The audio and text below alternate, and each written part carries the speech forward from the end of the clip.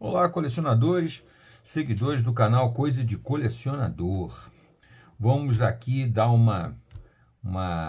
fazer um resumozinho aqui, né, sem dar spoiler, logicamente, e fazer uma pequena crítica aqui a esse trabalho, essa publicação bem recente que a Panini acabou de lançar, que é Vingadores Sem Limites.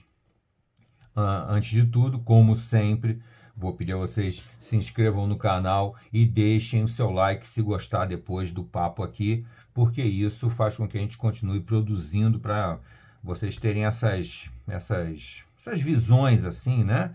Para ter uma opinião a respeito de uma edição, se vale a pena comprar ou não, tá?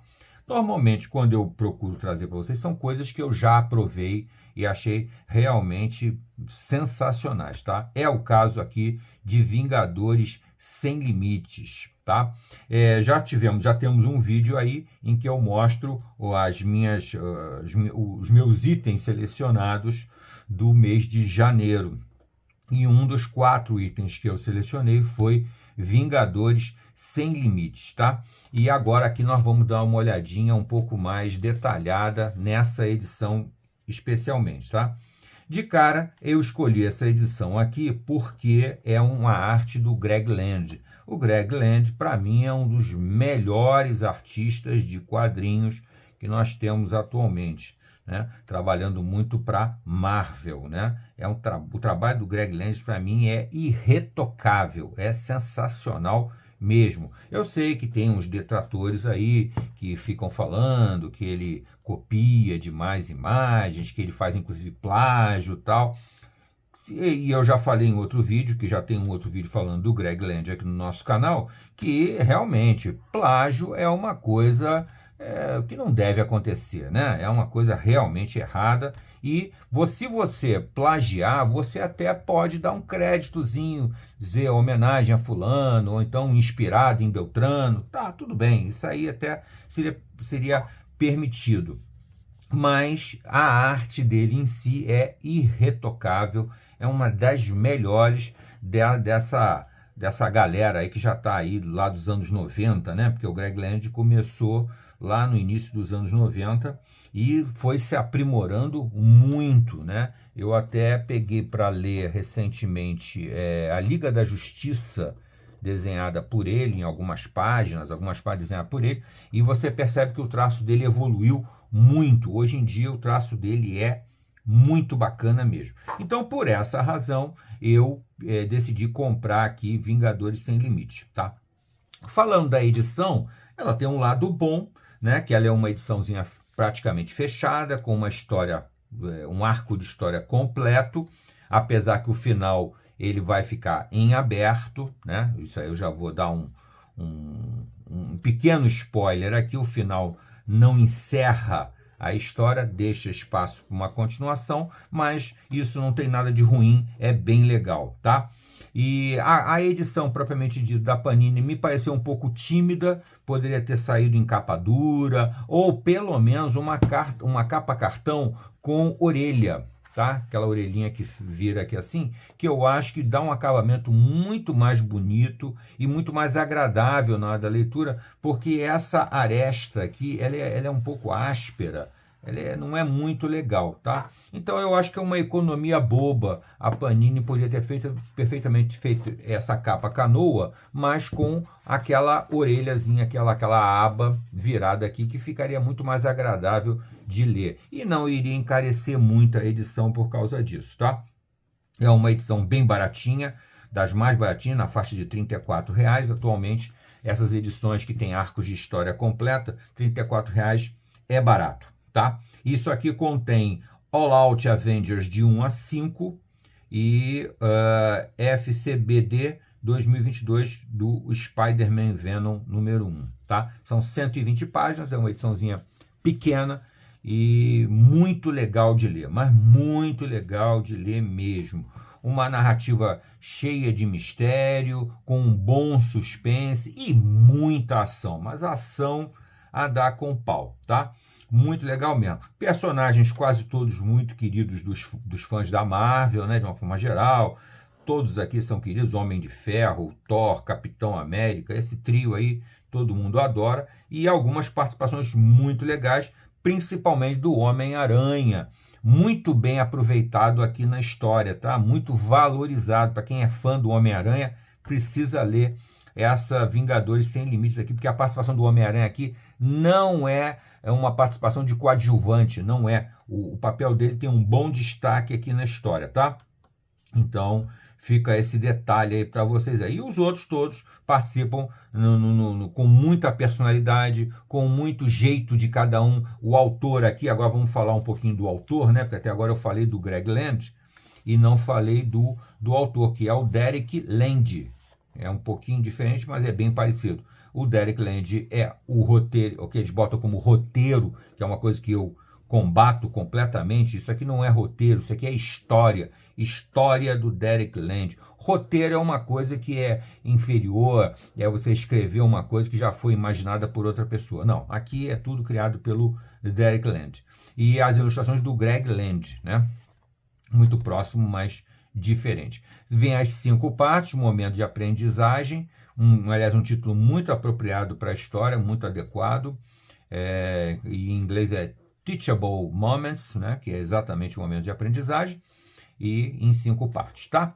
Então, impecável, muito legal. Aqui vem, logicamente, um prefáciozinho bem legal para dar uma contextualizada, porque essa história aqui se passa num momento 2022, né? Final do ano de 22 e início de 23, que é uma fase um pouquinho anterior, para quem acompanha as histórias dos Vingadores, é uma fase um pouquinho anterior da que está acontecendo agora, né? Essa edição saiu um pouquinho atrasada em relação à cronologia dos Vingadores, tá?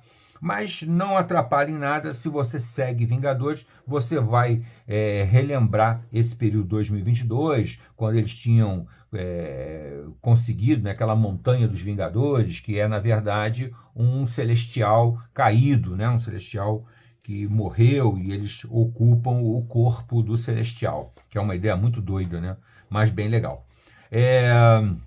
Então, conforme eu disse, a história tá cheia de mistério, acontecem fatos assim bem inusitados, diferentes, e os Vingadores percebem que estão sendo manipulados, né? E no final tem uma grande surpresa, que é um retorno, né? de um personagem antigo, bem antigo da Marvel, tá? Que estava meio sumido aí das histórias da Marvel. Mas isso, logicamente, eu não vou contar, você leia a história. O que eu vou comentar aqui agora, basicamente, além da narrativa, que é bem dinâmica, bem rápida, bem ágil, é também a arte do Greg Land, que eu acho impecável, acho sensacional, porque o Greg Land, além de ser um anatomista fantástico, ele faz composições muito bonitas, ele tem também uma arte muito fotográfica, na minha opinião, e muito, muito realista, que é uma coisa que eu também acho sensacional, né? A começar por expressões fisionômicas, que eu acho uma das coisas mais difíceis de desenhar, né?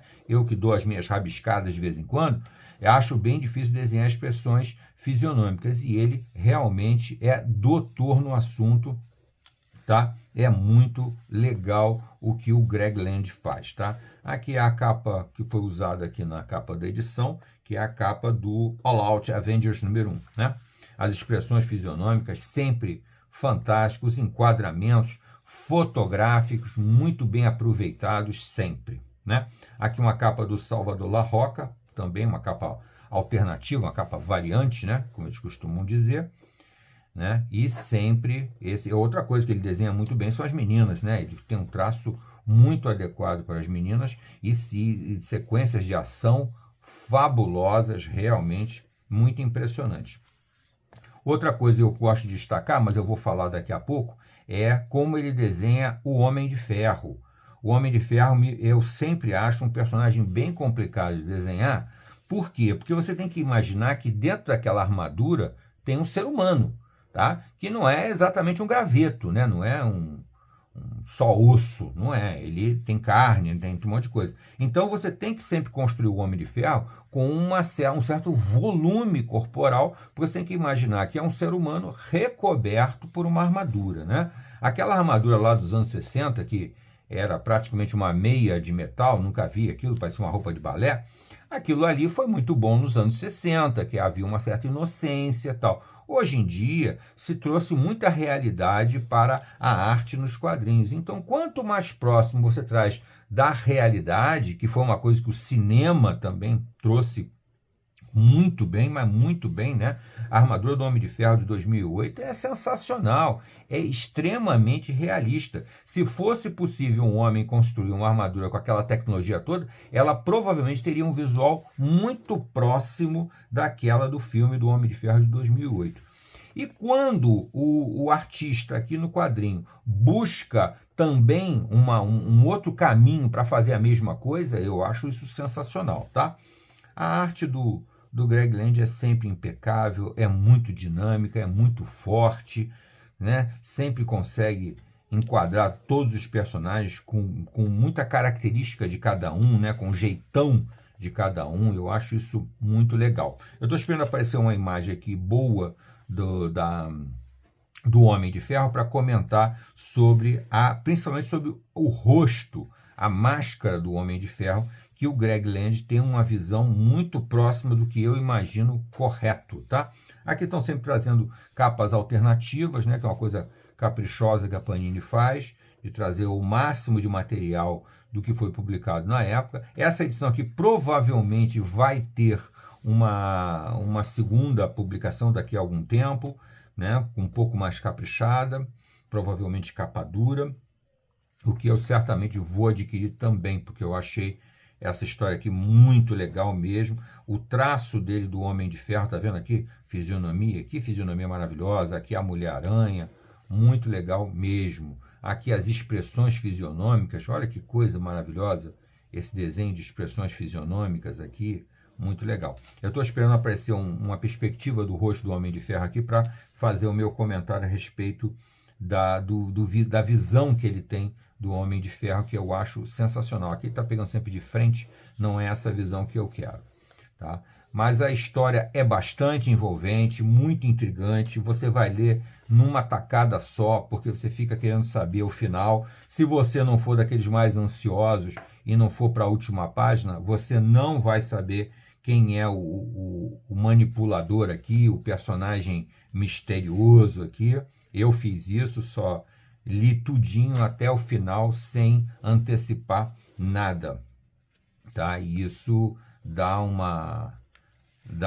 mais emoção na leitura. Aqui nós estamos já na parte 3, aqui uma capa do próprio Greg Land, né? Aqui já uma capa alternativa. Sinceramente, as capas alternativas não me agradam, nenhuma delas. Se eu comprasse as edições americanas, com certeza eu compraria com as capas do Greg Land. As cenas sempre de ação, as páginas dele são sempre muito bem construídas, muito dinâmicas, né? Muito envolventes. As expressões fisionômicas dele talvez seja até o ápice mas as cenas também de força também são bem legais. Ele capricha realmente muito no que faz. Aqui está uma boa imagem para mostrar o que eu falo, tá? Essa imagem aqui mostra bem um formato de elmo, de máscara do Homem de Ferro, que comporta um rosto humano aqui dentro, com nariz, né? Porque as máscaras, muitas vezes, do Homem de Ferro são desenhadas de tal forma que parece que o Tony Stark não tem nariz, né? Aqui não, ela tem uma profundidade, ela tem uma dimensão que você consegue imaginar um rosto humano aqui dentro, né? O nariz está terminando aqui, mas o olho está lá atrás. Bem legal mesmo, né? Tem outras imagens, daqui a pouco vão aparecendo e eu vou comentando. Então eu acho isso muito importante, essa busca da realidade. E não é só com o Homem de Ferro, tá, gente? Com todos os personagens, ele tenta sempre imaginar como aquela roupa que foi imaginada no quadrinho seria se fosse um ser humano de verdade, tá? E é uma das coisas que o Greg Land faz com muita propriedade, com muita perfeição. Olha aqui a máscara, tá vendo? A profundidade, o queixo dele está aqui atrás. Aqui tem uma coisa sobreposta, né? Muito legal mesmo. E os interlúdios aqui também, geralmente muito interessantes. Tem um certo humor na história também, uma pegada de humor que é muito aproveitada, logicamente, usando o Homem-Aranha, né? Aqui tem uma cena de uma ironia muito bacana aqui, que é bem legal, tá? E aqui já vamos aqui para a quarta parte da história, com muita ação mesmo, personagens novas, né? E é o que eu falei, com um certo humor. Aqui também eles usam o Clint Barton, né, o Gavião Arqueiro, para fazer humor. É bem legal mesmo. Tá? A arte do Greg Land, para mim, ela é impecável. Olha aqui as expressões aqui maravilhosas da Viúva Negra e da Mulher-Aranha. Legal demais essa cena aqui e tal, de um humor bem legal. E a cena de ação também não deixa nenhuma margem a outra coisa, né? Greg Land, para mim, é genial em todos, não tem cena desperdiçada, tudo dele é muito bem aproveitado. E no final aqui, já no capítulo 5, a importância total do Homem-Aranha aqui na história, tá? O capítulo 5, praticamente o Homem-Aranha é o protagonista aqui, e quem é fã do Aranha, e o traço do Homem-Aranha, também do Greg Land, remonta muito bem o artista que definiu o Homem-Aranha, que é o John Romita, né? Sir John Romita, né? O pai. Ele é que definiu como é que é o Homem-Aranha. E o Greg Land respeita bastante aquela visão do John Romita e também do Gil Kane, né? O Gil Kane também foi um grande artista do Homem-Aranha. E o Greg Land aproveita, bebe dessa fonte com muita facilidade, né? Então aqui vocês veem que o Homem-Aranha tem uma participação fundamental no final da história, apesar de não ser decisiva, mas muito importante mesmo e bem legal. Olha aqui mais uma vez o visual que eu falo do elmo do Homem de Ferro, que você percebe que ele não usa a armadura do cinema como inspiração, não. A inspiração dele é a armadura lá dos anos 60, a armadura originalzona lá dos anos 60, que ele busca ela, mas atualiza ela, muito legal, de uma maneira muito apropriada. Você vê que a referência dele é a armadura dos anos 60, inclusive com essa entrada aqui no elmo e tal, que é bem antiga mesmo, né? Bem legal, tá? Então, olha, essa edição aqui, gente, vale demais, é uma edição baratinha, que aqui vem as capas, mais algumas capas alternativas, né? Que lá nos Estados Unidos é muito comum você poder escolher. Aqui é uma capa feita pelo J. Scott Campbell, né? O famoso criador do Jean Fortin. Aqui o David Cockrum, um artista que desenhou, um veterano, né? Que desenhou muito X-Men, né?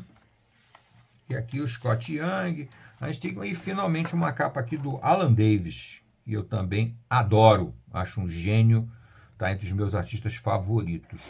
Tá bom, gente? Então fica aqui essa dica que eu dei primeiro em primeira mão, assim que eu recebi, dizendo que foi uma das minhas edições selecionadas de janeiro, e aqui eu trago um vídeo para comprovar que realmente foi uma escolha muito acertada, vale muito a pena. Lamento um pouco que a Panini tenha lançado uma edição tão simplesinha, de uma história tão legal e de uma arte espetacular, que é a do Greg Land. Tá bom, gente? Então fica essa dica aqui do nosso canal Coisa de Colecionador. Se você gostou da dica, gostou do papo, deixa o seu like aí e se inscreve no canal para pegar as próximas novidades, que depois eu vou comentar as outras edições de janeiro aqui, se elas forem aprovadas. Tá bom?